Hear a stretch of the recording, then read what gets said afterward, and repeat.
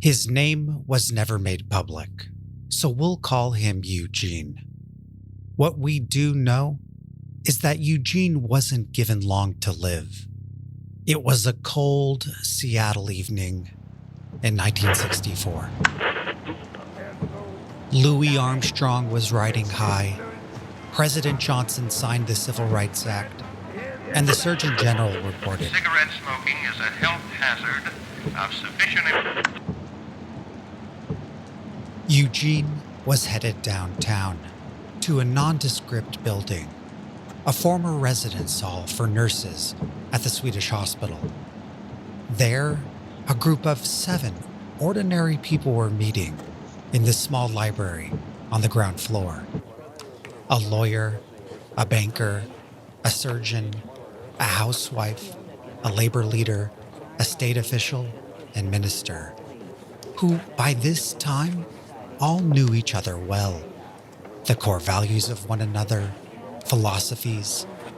For there's a certain bonding that occurs when you're doing something that has never been done before.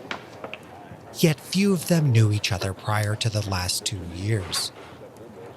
That's when they got the call.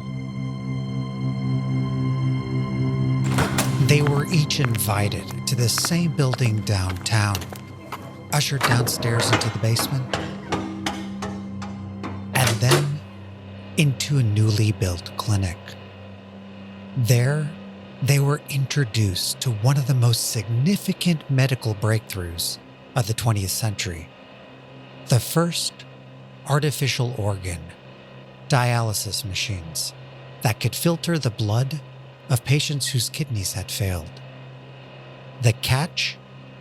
Only 1 out of every 50 patients who needed it could be accommodated, and doctors had no way of choosing. So, with no moral or ethical guidelines, these 7 otherwise ordinary citizens were asked to form a committee to decide whose lives were worth extending. At first, the minister refused. "No, I don't choose to play God." None of them felt comfortable with it. But they all ultimately agreed. They quickly decided to keep their names anonymous and the medical records of patients too. They didn't want to know who the patients were, and under no circumstance were the patients to know who they were. The only advice the physicians offered? To automatically reject patients over the age of 45 and children. How do you decide whose life is worth extending? Age, sex, marital status, the number of dependents, net worth, occupation, education church levels, attendance, emotional stability. How do you measure the contribution to society of anyone? How do you compare a prolific artist with, say, a blue-collar worker with 3 kids? Or what if the lesser candidate is rich and promises to fund multiple clinics? These questions haunted them. Even though they deliberated over anonymous medical records, it was impossible to forget that each file was connected to a real person, not the least because each included a case history, which served as a de facto pitch, a testament to their character and why it was important they were chosen to live. Were they philanthropic? How old were their children? If they died, would their spouse be able to support them? How do you grapple with that? For the minister, it was the fact that all these patients were sick and were already destined to die. Without treatment, needy patients wouldn't last a few weeks. Patients like Eugene, who had just parked on the street outside the building.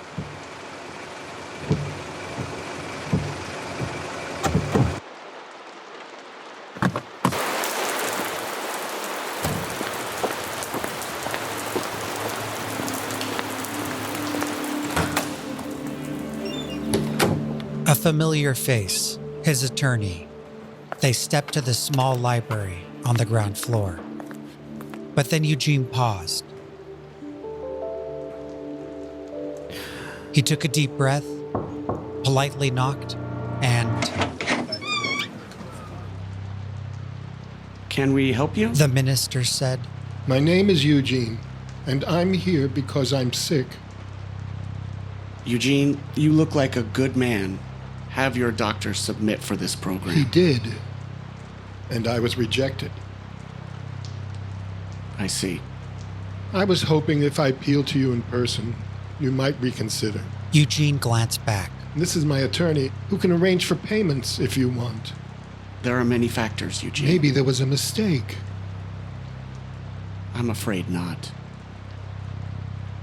Eugene tucked his chin and nodded. Sir? Eugene looked up.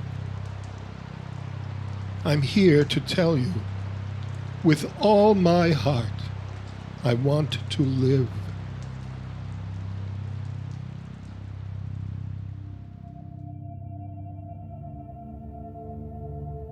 Reverend John B. Dara, the minister, later described being confronted by this patient the committee had declined as disconcerting and painful. Quote, he was an exceedingly fine gentleman, fighting for extended life. When the patient and attorney departed, immediately committee members asked, how did this happen? Who invited them? I accepted the evaluation that none of us knew how it happened. We concluded, however, that it must never happen again, and it did not. The Admissions and Policy Committee of the Artificial Kidney Center met for 10 years. Now, you would think that this was all kept a secret, but it wasn't. A whole 2 years before Eugene showed up, the committee was profiled by Life magazine. Photos of them were taken, their faces shrouded in darkness. This was followed up by an NBC documentary in 1965. The applicant must be approved by a jury of his peers. In a word, is he worth saving? And somebody has got to decide who shall live and who shall die. Each one of us has expressed his opinion, and that we are then ready to cast a vote, and I'll call all in favor of accepting Mr. D. Say aye. Aye. Aye. And opposed? Mr. D is accepted as the next candidate for our kidney center. So why kidney disease? And why do a series on it now?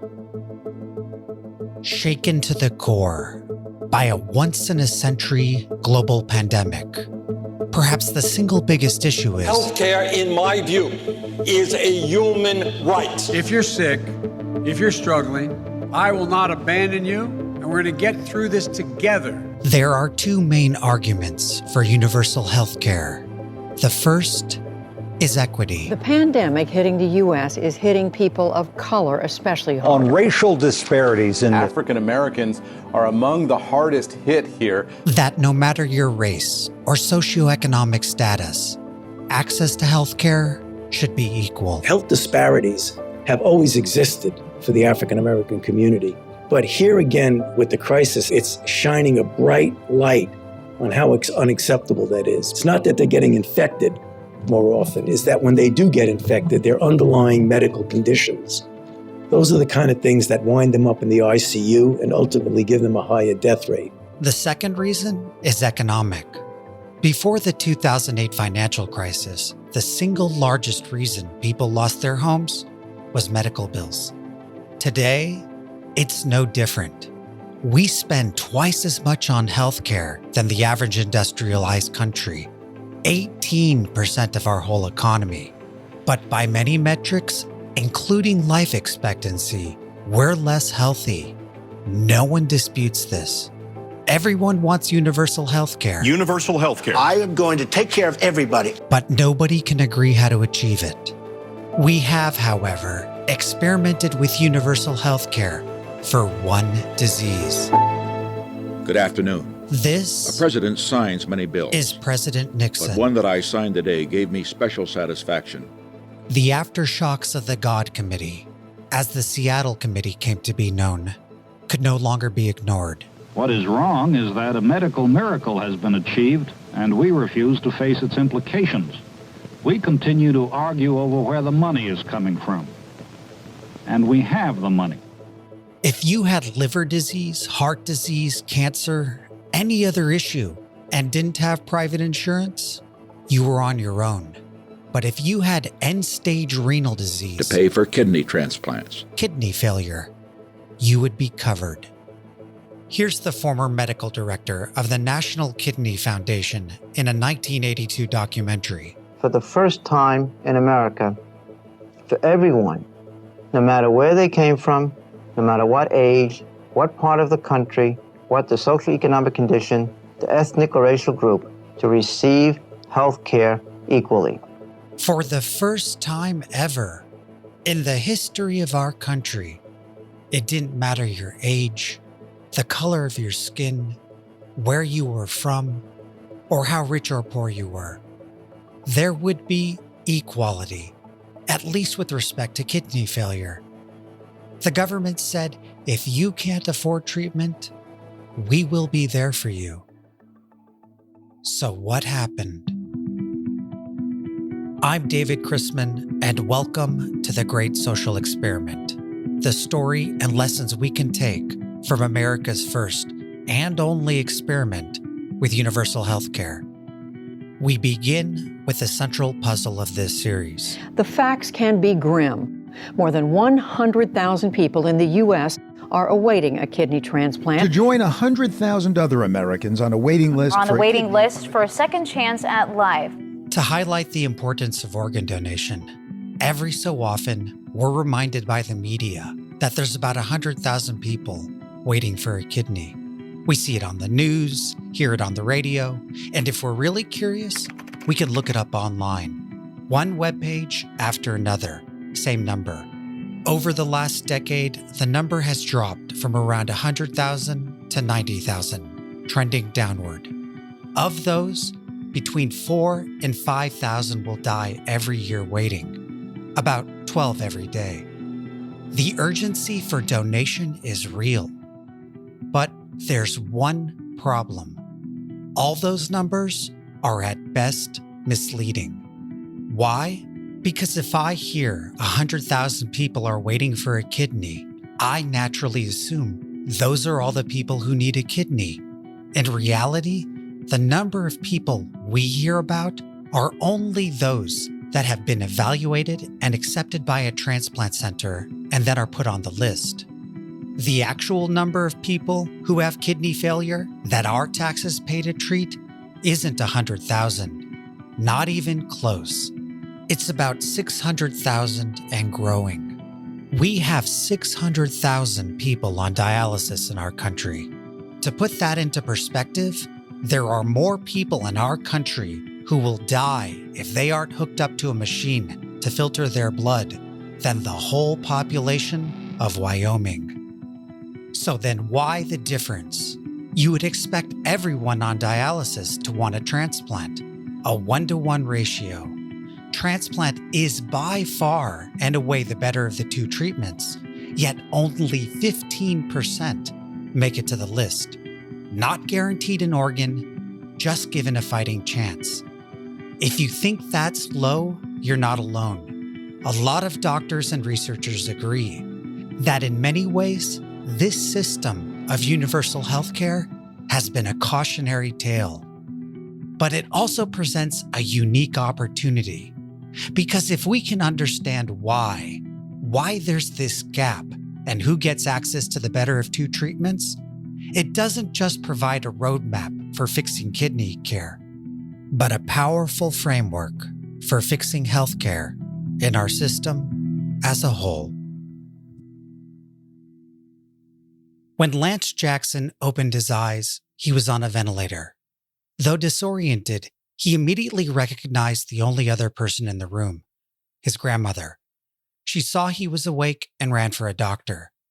For the next few days, doctors at the Cleveland Clinic in Ohio ran tests. Lance slowly gained strength, enough that on the third day, he decided to try to take a walk on his own. He got out of bed, stepped to the door, and opened it, only to come face to face with a high-end private security guard. Not one that you'd ordinarily see at a hospital. The guard told him to go back in his room.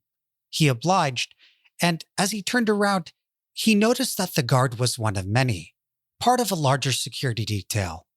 He closed the door behind him, and that's when, for the first time, he noticed that he wasn't in an ordinary hospital room. In every sense, it was a VIP suite. It had furniture, a fold-out bed, microwave, even a flat-screen TV, which for the year 2001 wasn't your typical hospital accommodation. Lance wasn't rich or famous, nor someone who needed special protection, and he didn't even live in Cleveland.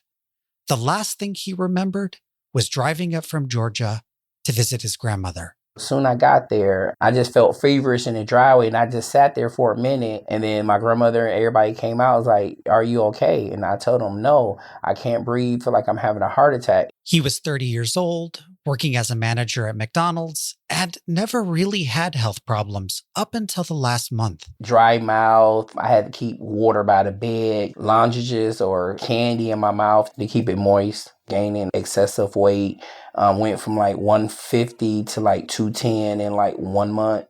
Which was sadly ironic, because the thing that was making him sick, which he didn't know at the time, was a diet pill that was pulled off the market. I kept going to the hospital, telling them I can't breathe, I'm gaining weight. They tell me, oh, it's nothing wrong. My blood pressure elevated. I went to the fire department.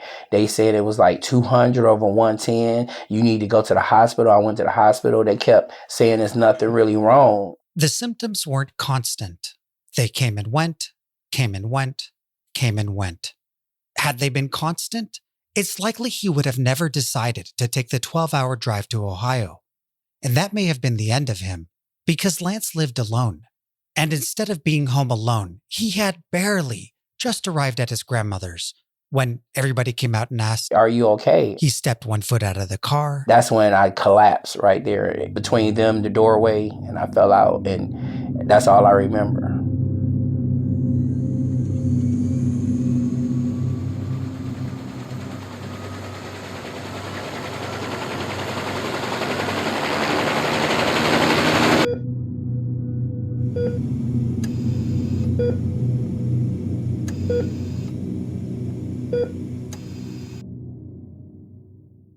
Lance's grandmother never left his side. And for whatever reason, Lance was moved to a special wing of the main hospital's 7th floor.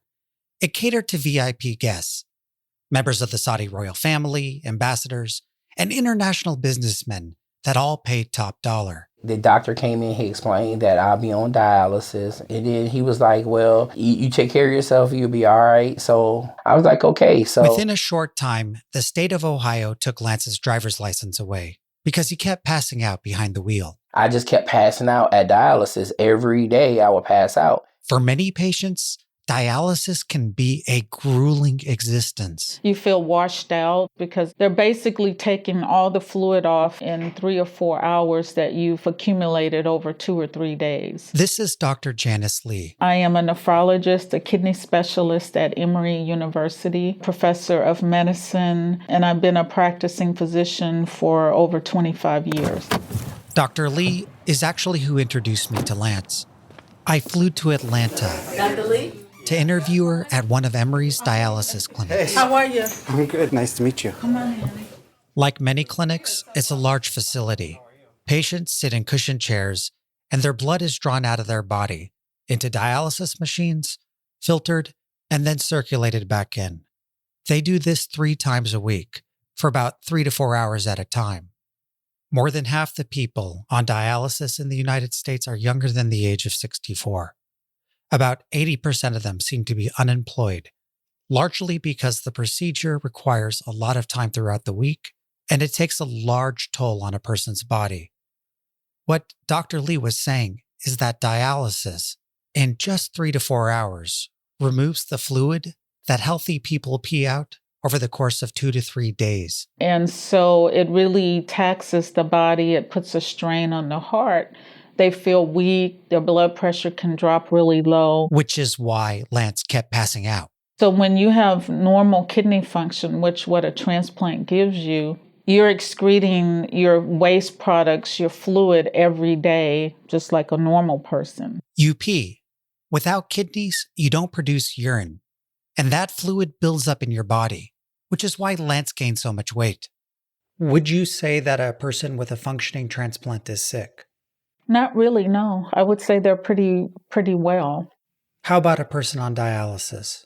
Yes, for sure. The poisons and waste products, fluid, are still in their body most of the times. I can't describe to you, but there were certain days I was always in a fog. This is transplanted patient Daryl Taylor describing what it's like to be on dialysis. You were always in a fog? In a fog, pretty much, because the days you get clean, you're at a mental state, I'm okay. The next day, I felt like I was always in a fog, a cloud. And not just that, but just existing. You understand? Just existing from day to day. If I live, oh well. If I make it, I'm just existing. And the average patient is that way. For the most part, I feel. This constant stress on the body is the reason why the longer you're on dialysis, the worse your prognosis.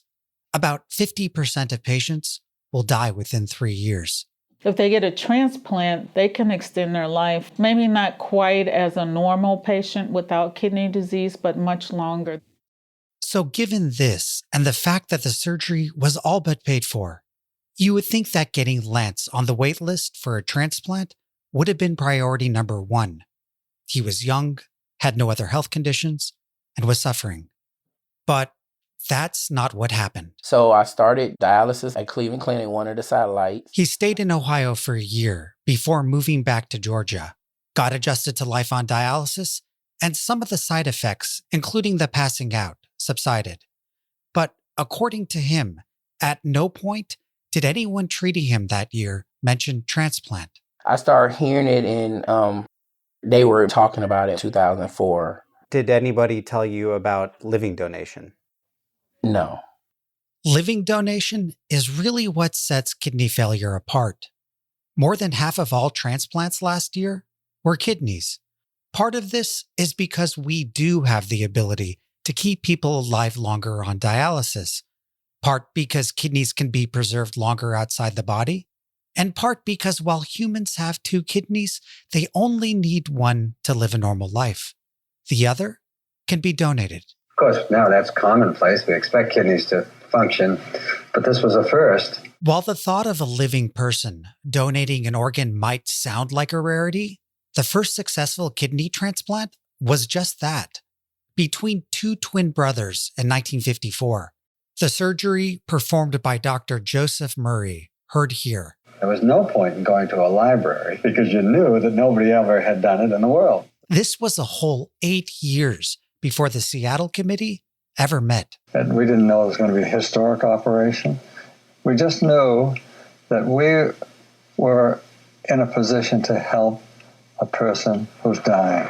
So by the time Lance started dialysis, kidney transplants had become routine. There were multiple centers in Ohio and Georgia. And remarkably, between the year 2000 and 2004, when he first learned about transplant, there were actually more living than deceased donors.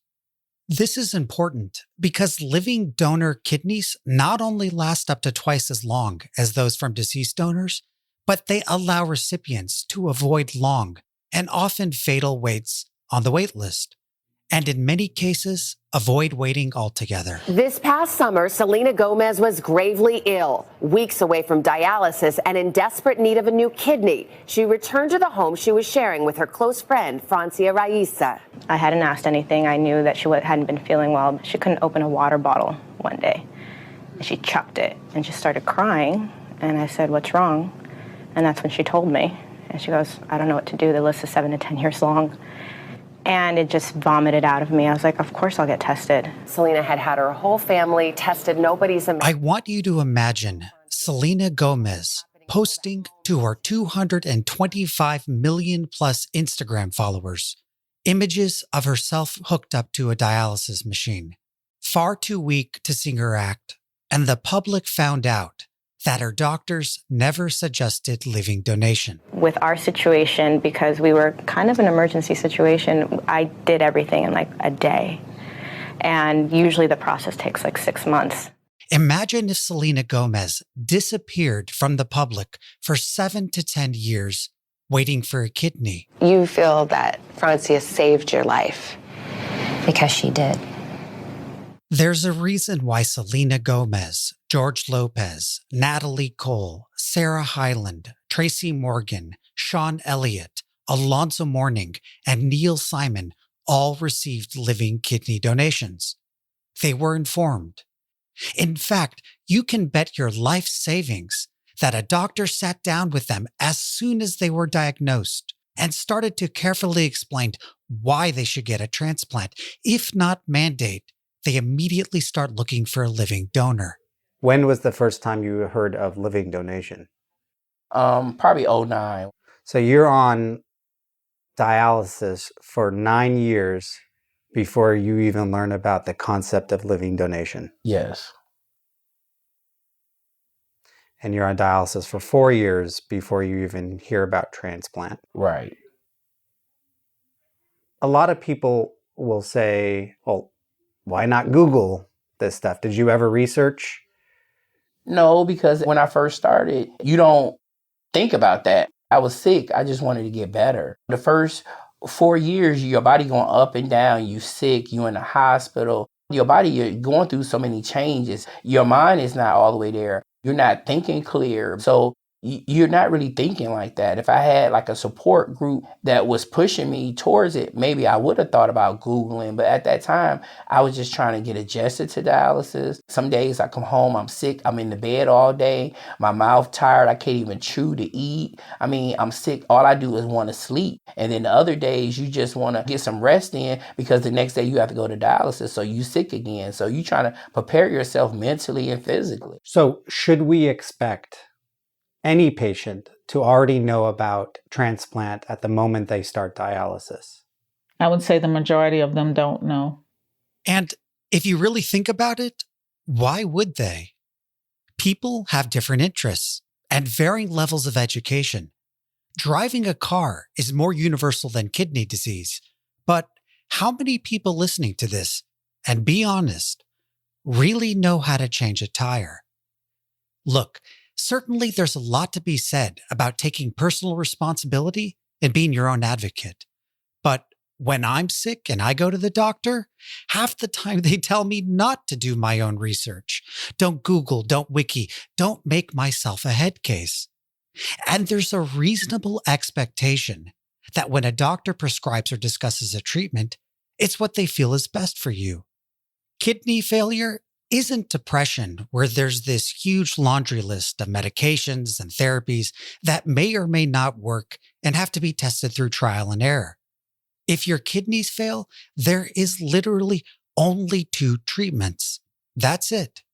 So then why would someone like Lance not be informed about the better of the 2? So there are a lot of long-standing barriers in access to kidney transplantation. This is Professor Rachel Patzer. I am an associate professor at Emory University School of Medicine, Department of Surgery, Division of Transplantation, and I'm a health services researcher. Dr. Patzer? Hey, I just entered the lobby. I do research looking at access to kidney transplantation.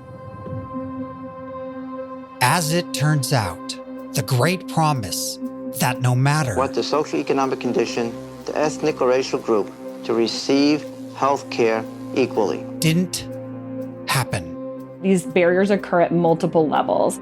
On the patient level, long-standing racial and socioeconomic disparities. In general, African Americans, like Lance, patients with lower income levels, lower education levels, live in neighborhoods that have more poverty. In other words, the same people less likely to get access to healthcare in our larger system, where money matters. How could it be the same people? The government was ready to pay for Lance's transplant. The fact that he was African American or wasn't wealthy meant nothing to them. The reason is that the government doesn't decide who does and doesn't get informed about transplant. That is handled by other people, some that you may not expect. But for all of them, transplant is a loss. who they are and why that is in the next episode.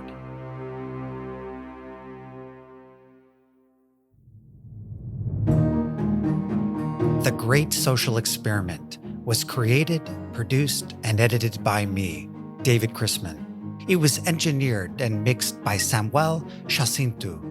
If you liked this series, please share it, subscribe, and leave a review. And if you want to support my work, or you're a patient in need of resources, or just want to learn more, please visit thegreatsocialexperiment.net. That's thegreatsocialexperiment.net. Thanks.